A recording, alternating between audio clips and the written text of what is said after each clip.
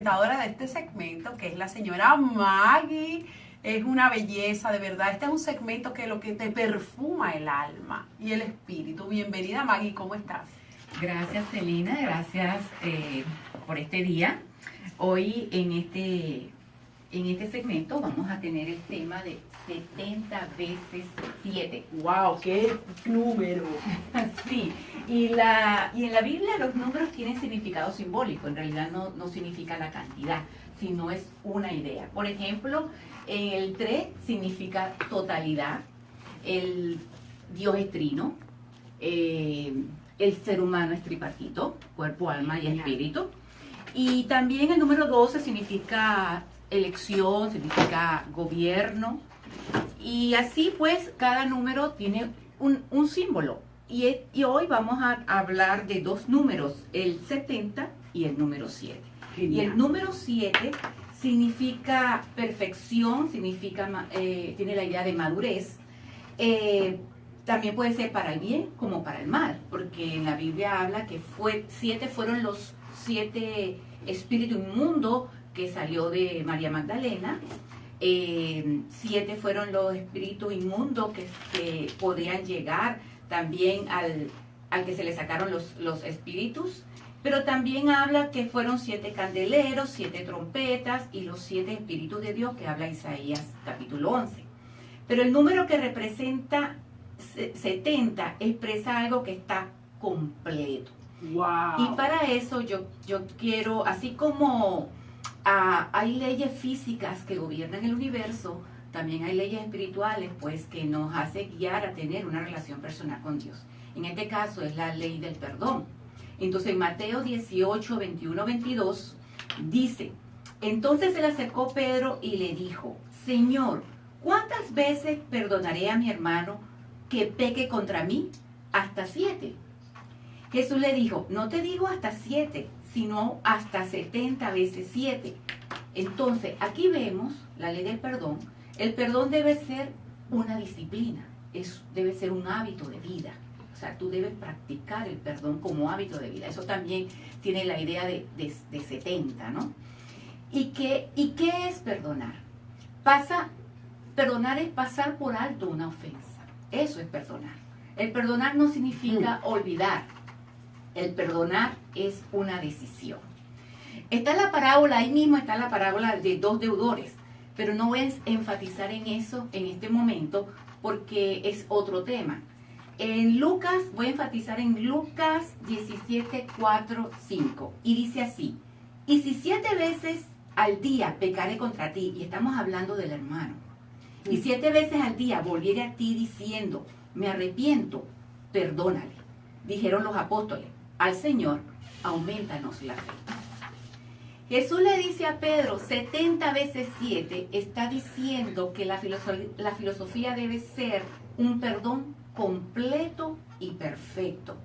Quizás no es fácil entender este concepto, pero cuando tú lo practicas y cuando tú tienes la experiencia del perdón completo, que realmente ese fue el perdón de Dios para nosotros, vas a poder entender lo que Jesús le decía a Pedro.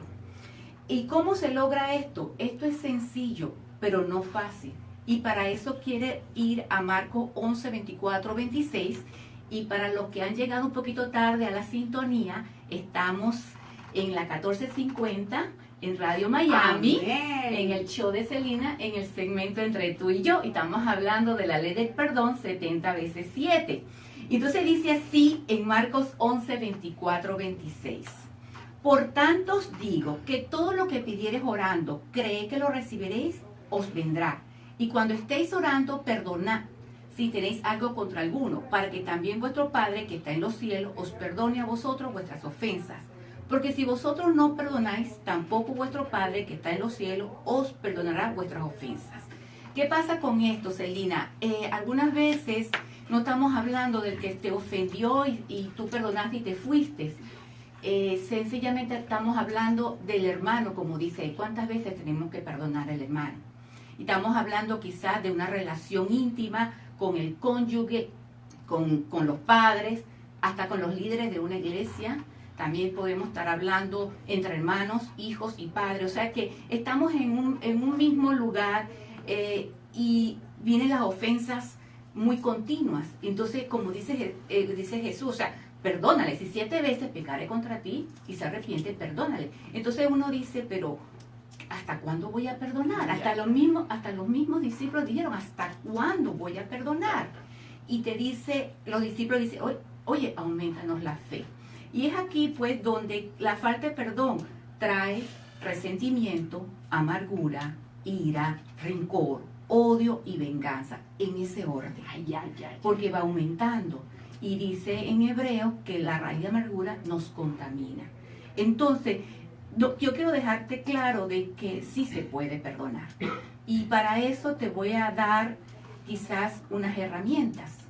¿Y cuál sería la herramienta principal? Sería dejar el orgullo. Muchas veces no perdonamos porque tenemos orgullo. Y el antídoto contra el orgullo es la humildad. También no perdonamos porque creemos o pensamos que es una debilidad. O sea, si perdonamos somos débiles. Es verdad. Y no debe ser así. Segundo, reconocer que tenemos un espíritu de amargura, resentimiento o de rencor.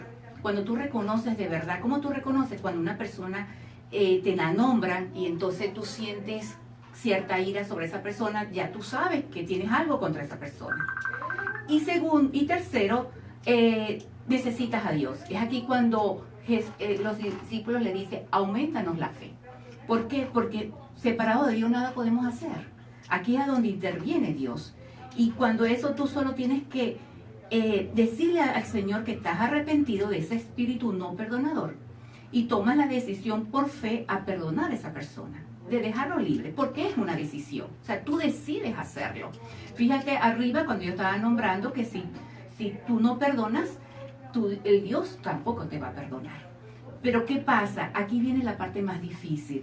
Luego está en sanar las heridas y sanar esos recuerdos. Y es allí donde viene el quebrantamiento. O sea, es allí donde yo le propongo a la persona delante de Dios confesarse del dolor que ella tiene, de cómo le hicieron esas heridas, en qué momento fueron causadas. Y ahí es donde viene ese quebrantamiento. La vasija, nosotros somos vasijas de barro. Las vasijas tienen que ser quebrantadas para soltar todo lo que hay dentro de tu corazón. Eso te va a causar dolor, te va a causar llanto, y eso va a ser delante de la presencia de Dios. Allí en ese momento Dios mira tu corazón, y en ese momento es cuando Dios te va a colocar en tu corazón te transforma y crea esa nueva vasija, y es cuando Dios te va a llenar esa vasija con amor.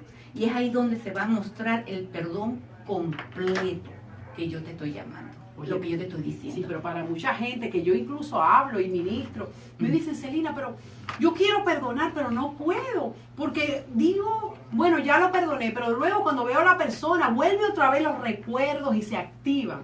Te voy a decir qué es lo que pasó allí. Ella decidió perdonar, está perfecto, pero no sanó sus heridas. Entonces el perdonar es una decisión, es un acto de fe, pero tienes el otro proceso de sanar las heridas. Pero allí es donde está de tú ir delante de Dios en ese quebrantamiento que yo te digo. Cuando tú le dices, pero ¿hasta cuándo, Señor, yo tengo que soportar esto? ¿Por qué a mí? ¿Por qué? O sea, tienes que ser sincero con el Señor y realmente ver cómo tú te sientes. Y el Señor allí te va a mostrar el por qué Él permite eso, porque Dios permite todo, vamos a estar claros. Dios permite que te estén hiriendo, porque si no, no lo permitiera. Dios tiene control de nuestras vidas. Entonces, ¿qué sucede? Que en ese momento, cuando tú estás delante del Señor, en ese quebrantamiento, en ese dolor, en esa confesión, tú realmente el Señor mira tu corazón. Sí, pero Él lo permite cuando nosotros abrimos puertas.